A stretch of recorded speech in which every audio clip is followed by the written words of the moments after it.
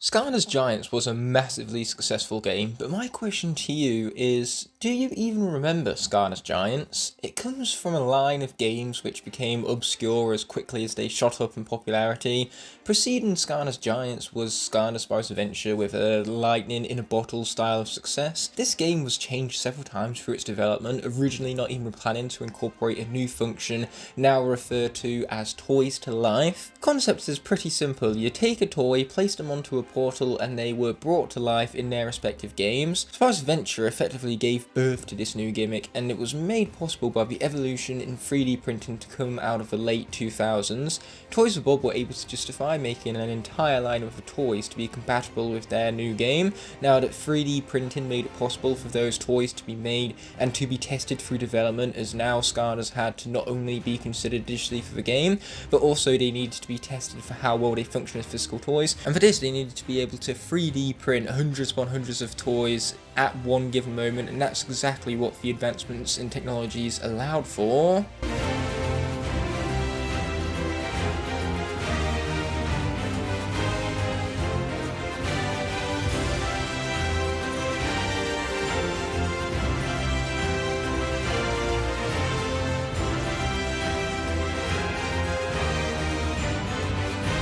Toys for Bob knew they had something special on their hands, and the development cycle was given its time to flesh everything out. Activision were publishing the game, and they even allowed Toys for Bob to have extra time in development, which they used to change the entire style of the game. Originally, there would be about 100 levels, each of which would be incredibly short and focus in on a single mechanic designed to be sped through and leave not much thought about it afterwards. They decreased their level count so they could focus on making each level more expansive with intricate level design and more explorative features where collectibles could even be hidden.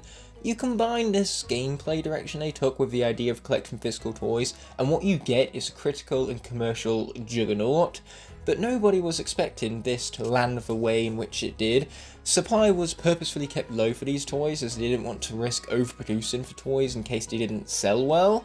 Suddenly, after Christmas hit and the game took off, Skylanders became really rare and hard to find, as stores simply were not stocking them up frequently enough, and hoarders would buy them all up in order to turn a hefty profit by reselling them on eBay, capitalizing on the success as demand was through the roof and supply wasn't efficient enough to meet that demand, so people would always be willing to pay those higher resale prices just to feed their children's addiction, and these hoarders took advantage. It's needless to say that we might have loved Skylanders, but our wallets certainly did not. It took them barely 4 months before announcing that they were following up the success of Sparrows Adventure with a sequel to be released in October of 2012.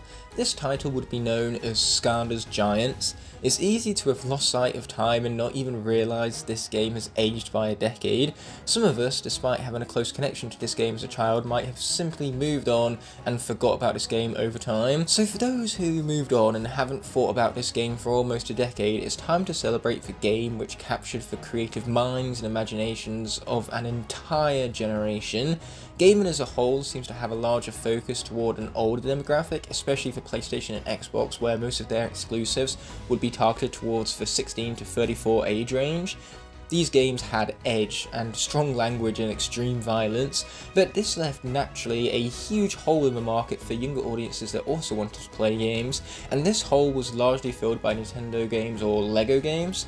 Skylanders fit itself into this market gap quite nicely, which is why the demand amongst children grew so rapidly. But Nintendo were moving on to the next generation as they rushed out for Wii U in 2012 to get a head start on their competitors Sony and Microsoft, and they wanted to capitalise on the massive success of their previous system, the Nintendo Wii, which brought gaming to a whole new audience, a more casual crowd to be specific, where even your grandparents could be playing Wii Sports Bowling and having just as much fun as you are. It truly was a system which brought families together. This audience and the audience of Skylanders went hand in hand. It's no secret the unit sales for Skylanders on the Nintendo Wii were more than the combined sales of all the other systems. Skylanders Giants even solidified its strong relationship with Nintendo by acting as one of the few launch titles games on the Wii U, today it has become the most expensive and one of the most demanded formats of which to even play Skylanders Giants. But Nintendo's thinking toward this generation was brash, and their haste to bring out this new system is ultimately what led to its downfall. Nintendo were extremely arrogant about the Wii system. As such, they really did overestimate how well the Wii U would do. They thought that with a few ads targeting kids and kids alone, this would be enough to convince those kids to beg their parents for the console. But these cringy adverts had the adverse effect where children didn't want their name associated with the system, because if they were to buy something based on such laughable ads, the moment you turn around and tell your friends you have a Wii U, the first thing they think of is how you must behave like the kids do in those adverts whilst you're playing. It's not going to be good for your social life. Plus, many casual gamers, which the Wii U was desperate to draw in, didn't even understand the difference between the Wii and the Wii U. By adding nothing but a U onto the end of the name, it made customers believe that rather than a whole new system, instead the Wii U was just an additional add-on to the original Wii, and as such that confusion led to them not having interest in the system. Skylanders games started to become more and more advanced as the franchise continued, as utilizing the same formula with very little enhancements would hurt the brand image of Skylanders, resulting in people taking up a lack of interest in the franchise as it continues to remain the same whilst it should be evolving. These technical specs were beyond the power the Wii could compensate for, and limitations had to be made to port those games onto the Wii. Meanwhile, the other systems, even the Xbox 360, which is older than the Wii, they could still handle the games just fine, really leaving the Wii and Skylanders on the Wii behind as a result, and you couldn't just remove the Wii from the equation altogether, as this would lose a massive portion of the Skylanders audience. But the diminishing quality of these games on the Wii led to people dropping off from the franchise and showing no interest whatsoever in later entries. The past 10 years for Skylanders has been rough. It started so strong with sale numbers in the billions, but after the peak there is only downhill spiraling from there, and now the last 8 years of Skylanders has seen nothing but decreased interest year in, year out.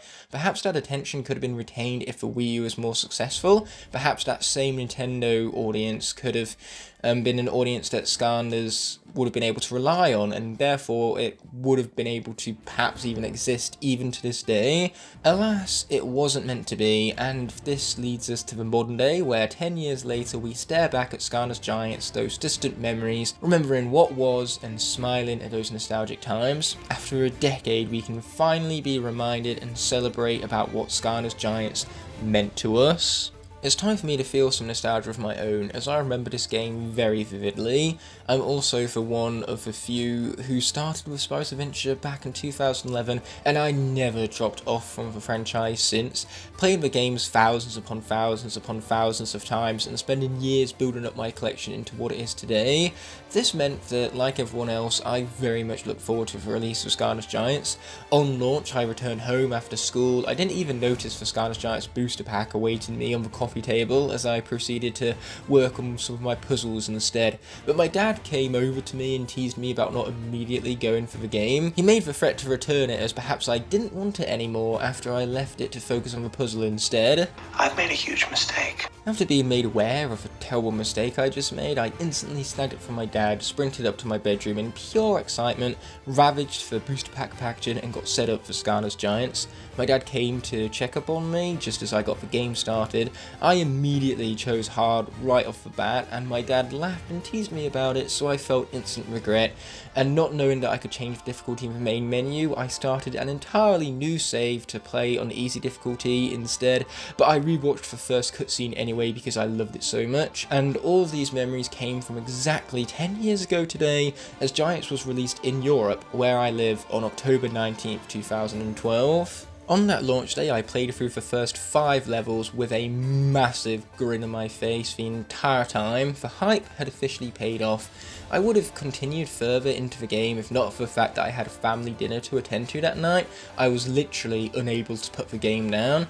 What was this game? I'm here to remind you, in case you answered my question at the start, not really remembering Giants after a decade of time.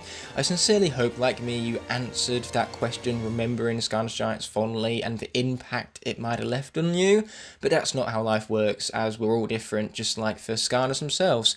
To expand upon the formula of Spyro's Adventure, Skylanders Giants did very little, as the graphics and gameplay mechanics were directly carried over, making this feel more like a glorified DLC than a full expansion. The story began with Chaos following right after the events of Spyro's Adventure, where he wakes up in a toy store where the frozen Skylanders can be seen on display. Chaos isn't frozen in our world, as being a Dark Portal Master, his powers exceed that of the Skylanders. He even finds himself a portal which he can use to jettison himself back into Skylands. As Chaos plummets to Skylands, his electrical charge revives an Archean Concretron. It is Archean law to serve your saviour, meaning Chaos now had command over his very own Archean. This lore is even passed down to Skylanders who have similar backstories, where Drill Sergeant was uncovered by Terrafin, and so naturally he follows him around everywhere, feeling as though he owes Terrafin a life debt, and Terrafin is rather annoyed by this. But getting back on track to the story, these Archeans were a race of evil robots who conquered Skylands 10,000 years ago, and it became the duty of the first team of Skylanders, known as the Giants, to take down their king by removing the source of his power, the Iron Fist of Arcus. They succeeded, but they did so at a heavy price. They were swept from Skylands, and now they have only just been discovered by us once again, and we can finally bring them back. This is a simple MacGuffin story where we're on this massive cat and mouse chase with Chaos to reach the Iron Fist of Arcus before he does. Otherwise, he will give rise to the Archean army and conquer Skylands. We must ensure that we're not doomed by history being forced to repeat itself. We travel from level to level using Flynn's ship, the Dread Yacht, a cursed vessel which seems to always malfunction. Our ship is fixed up by pirates and wooden dolls, of which they were created by Chaos, as he's been lonely his entire life and could only find friendship in the wooden dolls he himself created. Kind of sad when you think about it, actually. Now with the Willikin indebted to us, as we save them from the Chompy Mage, they fix up our ship and give us a cannon. We pay Chaos a home visit, but fail to capture him, and we find out that he has a massive oil rig which plans to drill down to the lost city of Arcus so Chaos can receive his Iron Fist. So we need to attack that oil rig and make sure we destroy the, I suppose, leader of it, known as Drill X, resulting in an insane battle against a rapping drill. It's really creative and incredibly fun, really reinforcing that comedic tone that Skylanders is known for. But before blowing up the drill, we're attacked by Sky Pirates, our typical luck given for Ship's Curse, but this time we have the cannon to fight back with, which is the only way we made it to the oil rig completely unscathed in the first place. Chaos has found another way to get into the lost city of Arcus, even though we destroyed his oil rig, and so now we must do the same. We find a small village that is being invaded by Cyclopses, and as a reward for liberating them, one Molkin takes us to the Oracle, where we complete a series of trials, and as a result he tells us where we can find and defeat Chaos. But Chaos was successful in finding the Iron Fist of Arcus, and now we must fight through the entire Archean army to make our way to him and defeat him once again. These levels are all pretty distinctive and memorable, as they come with different settings and mechanics. The music adds further to this, as each track is fitting for the areas they are found in, and they even successfully build an atmosphere for each level. Overall, the level design here is much better, despite not having any new mechanics like jumping. The developers have really learned at this point about the mechanics and their intricacies by this time, so they take advantage of every possible way to utilise said mechanics for their levels, to generally create for more in-depth level design that features just better design in general than those of the original levels in Spyro's Adventure. That's not to say the game is better, but it's still one which is incredibly replayable due to the fast-paced level design and addictive gameplay, because you do more than just mash buttons. In fact, the gameplay is determined by which character you choose to place upon the portal. Each character has a unique set of moves which demand a different style to be played. This shifts up how the game feels, so the same combat scenarios will feel different each time you tackle them with a new character you never tackled that specific situation with before. And these movesets are all incredibly in-depth as well. Since there is an upgrade system, this means you actually need to play the character, and you're rewarded for doing so. Upgrading gives you a sense of progression. If Skylanders were fully upgraded from the start, it certainly would be fun to still have all of their unique playstyles, but we wouldn't feel that sense of progression as we move through their upgrade chambers. Instead, this style is far more rewarding, and as I said earlier, it actually gives you a reason to pick these characters up and to play as them, because you can just have them played and be done within 30 seconds if you're not going to be guaranteed to be given anything new or anything to look forward to by playing them for longer than those 30 seconds. And that, my friends, is the game. I'm very impressed by it. Even 10 years later, it holds up because they did enough with the combat mechanics and level design to still make the game feel polished and well made. Yes, more technical games like Red Dead Redemption had already been released by this point, but I don't really think Skylanders needed to take that road. The developers did a great job knowing exactly what this brand was and what this game needed to be, so in execution, I reckon that this game is perfection, especially since creativity was prioritized over everything else, and seeing all of this passion poured into every nook and cranny of this world is incredibly inspiring, which is why I'd say that Skylanders Giants isn't a game which inspires creativity, it downright promotes it. It invites for us to use our own imaginations. It's even a blend of worlds, as children would play with their own toys, creating their own scenarios through their imagination. They're effectively making a world up in their mind in which their toys inhabit, whereas a video game is the exploration of the collective creativity of others. And now we get to combine those worlds. I can tell you confidently, I wouldn't be the creative person I am today if not for feeling encouraged by Skylanders to explore my own creativity. As this was a Skylanders game, the developers knew they'd also need toys to go alongside the new game, so they gave us 16 new characters. This way, all of the 8 elements got one brand new giant and one brand new core. They padded out the rest of the cast with 24 returning characters from Spyro's Adventure, so therefore each element had 3 characters in it, which were given new poses and new powers to upgrade, these abilities being given the name Wow Pals. The final 8 characters are the ones bringing innovation to the physical aspect of the Skylanders franchise. Without batteries, when they came into contact with an NFC reader, they lit up. They were called Lightcore figurines and they cost a little extra, but it was incredibly cool to see these toys light up without the need of any extra assistance such as batteries or accessories.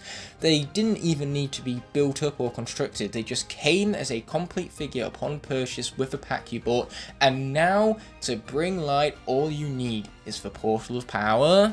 Light is good!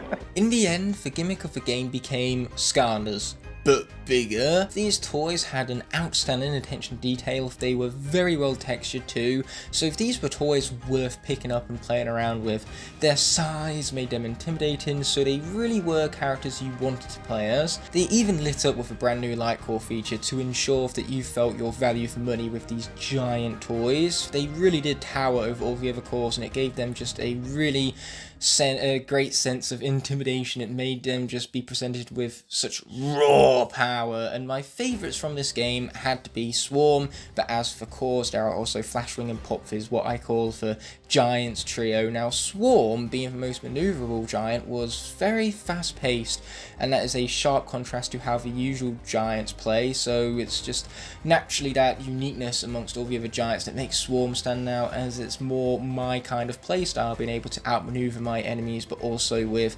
absurd speed and power. Flashwing, on the other hand, plain and simply put, is absurdly powerful. Every attack chains into one another and she flows in gameplay organically to overwhelm enemies. It is so much fun. Plus she's a gem dragon, so what's not to love about her design? Popfizz has layers implemented into his gameplay unlike any other Skylander. He can drink a potion and turn into a ravenous beast. Whilst being a beast, your attacks are more powerful, but the cooldown from changing forms leaves you incredibly vulnerable. So with poor timing, you could easily get yourself overwhelmed and defeated, especially on harder difficulties, which is one of the main additions to this game. The fact that, just like how you pick your Skylander, you can also pick as to how difficult the game will be. Spyro's Adventure didn't have a difficulty setting, leading to difficulty spikes, even though the game overall was pretty easy, so it's needless to say that this was a welcome addition indeed. But going back to Popfizz, those same potions you drink to turn into a beast can also be lobbed, and he switched up the colour of them using his special attack button, so yellow ones would explode, whereas green ones would leave behind a pool of acid for constant damage on enemies interacting with said pool of acid. Then the purple ones would create a little bottled buddy that attacks enemies on your behalf. Each Skylanders upgrade chamber also had 2 pathways. This could either encourage you to pick up another version of a toy, like a variant, or in this case for reposes you had more incentive to pick up because you could check out the other pathway for the Skylander, or you could just replay the game and reset your character to experiment with them and see, after you've checked out either upgrade path, which one fits you the best. But for Pop Fizz's pathways, you could either upgrade potion lobbing or the beast mode. For the potions path, you can mix certain potions together for potent effects, like the acid puzzles will explode when a yellow one is thrown into them, for example. The beast path makes his alternate form all the more savage and fast paced. It's intense because you don't want your timer to run out, and the more enemies you defeat, the more frequently your timer is refilled, so you need to be quick and defeat enemies, but if you're too hasty you'll get hit. This intensity really adds to the fast paced nature of the character and makes you concentrate further upon the game. You also get a special overpowered third attack based on which potion you drink, so Pop Fizz is a character where you're always thinking ahead, trying to implement the best strategy as you engage combat, and as a level of depth very few other characters possess. But Skylanders really did need this balance in its cast for characters that were more complex and rewarded strategy. This way the parents could still enjoy the game rather than having the dull and monotonous feeling of just repeating the same button press over and over again, which the kids loved instead. This is why the contrast between characters like Prison Break and Drobot exists. One is easy to play and overpowered, whilst the other rewards strategy and concentration upon the combat itself. It's a multi-generational game which can be enjoyed by a wide range of players, the same casual appeal which Nintendo had for their consoles, which is why I talked about earlier those two audiences being undeniably linked. Behind the scenes, some very interesting things happened. Going back to Pop Fizz, his original Light Core pose had 2 potions in his hands, both of which lit up I'd assume, but the final pose is pretty different to what is being advertised on the poster.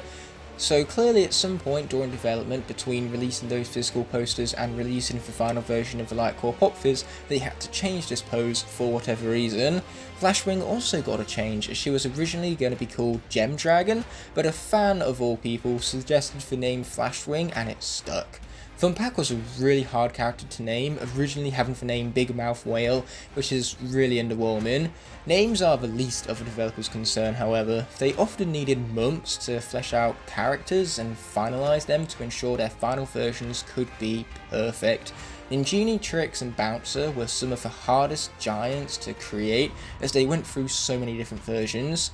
T-Rex here originally had this prototype. The developers loved to keep hints around in the final game of previous versions to characters, so no doubt Gigantus, the NPC who teaches you the mechanics available only to giants, well, he was no doubt an extremely early version of T-Rex, but that's just a theory. Now, this is all based on the fact that Heldor is a NPC from the Empire of Ice, but he was originally going to be a magic element Skylander before they swapped him out for Double Trouble instead.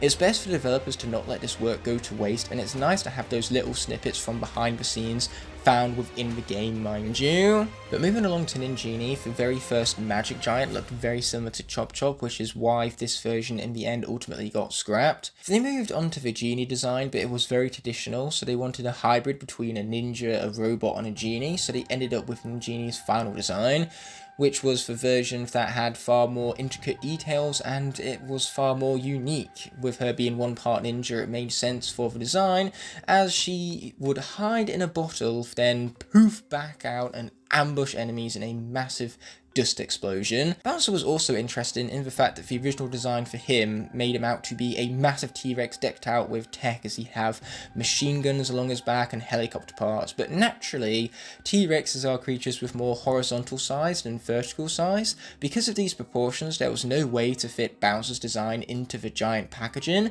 so this design was ultimately scrapped. They then went on to make a War Machine style design with Gatling guns that was reminiscent to the Iron Giant, but this simply didn't match the more cartoony aesthetic Skylanders was known for. That contrast didn't work, and instead they changed up Bouncer's proportions to be extreme and very cartoony in style. Now he has a massive buffed up upper body, but tiny lower halves where his wheel can be found, and his finger guns are goofy and draw attention upon his showsman-like personality. It really reminds me of the personality of Jazz from Transformers. This looks like a cool place to kick it. The body language and the way it presents itself, that is, but you can't deny the passion which went into every aspect of Skylanders Giants. The developers really worked their asses off getting this game finished to the best of their ability. In conclusion, for those of you who clicked on this video only having a vague recollection of this game, I hope you were able to get that desperately needed kick of nostalgia as we've looked over not only what Skylanders Giants is, but how it went on to become a phenomenal game which truly did change the lives of those who played it. You couldn't finish the game without feeling an urge to create, and it's phenomenal how a passionate development team can craft such beloved characters. Even if you like it or not, these games have stuck with you in one way or another, and now we get to rekindle that relationship and celebrate how Giants, no matter if that impact lasted, it was an impact it made on you all the same.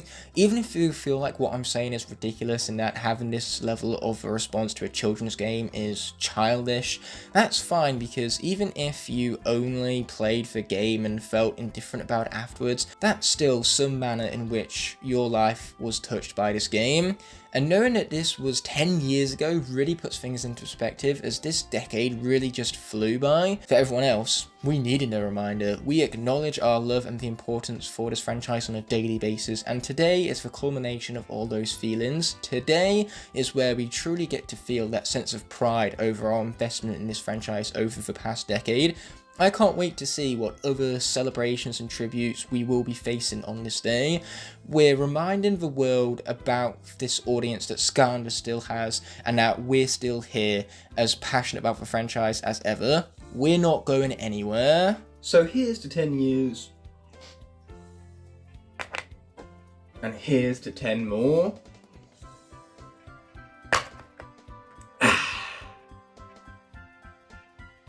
What? It's orange juice. So I have a different conclusion than usual for this special video here on the channel, because I want to end off with at least one more personal story to come from me about Giants. Otherwise this video would have failed as a personal tribute, I reckon. Now, I remember saying to myself I would never pick up any Series 2 characters that I already had the Series 1 for. Well, I had my 11th birthday party, and the present from my mate Edward was actually Series 2 trigger happy. So this was the moment when I said to myself, damn, I'm going to be collecting every single one of these pieces of plastic, aren't I? Flash forward 10 years later, and that's exactly what I've done. But moving on, what you currently see before you is a copy of Skylanders Giants I ordered for the Wii U, and I'll be playing this at some point throughout the week depending upon when it arrives. As for Skylanders Giants, it makes me feel old knowing that such a staple of my childhood has already been around for a decade, and look at how things have changed since then. Gaming as a whole has really advanced, and as a person, I'm so much more mature now than I used to be. I'm honoured you've celebrated 10 years of Skylanders Giants alongside me, but obviously I won't be the only one celebrating today. There will be others, and if we don't come together as a community to watch these videos that really do deserve to be watched and appreciated, then we will have failed to celebrate this occasion to its fullest extent. I'll be linking as many of the celebration videos as I can in the description below. Please go and watch them and subscribe to the creators so they won't continue to be underappreciated day in, day out. They make some truly incredible videos which deserve more support. This video, however, is officially coming to an end. Thank you again so much for watching. These videos would be impossible without you all proving time and time again your dedication and passion towards Skylanders. Reading your supportive comments is very humbling to me. I never could have seen myself in this position, and I'm truly grateful beyond what words can express. But until the next video arises, peace!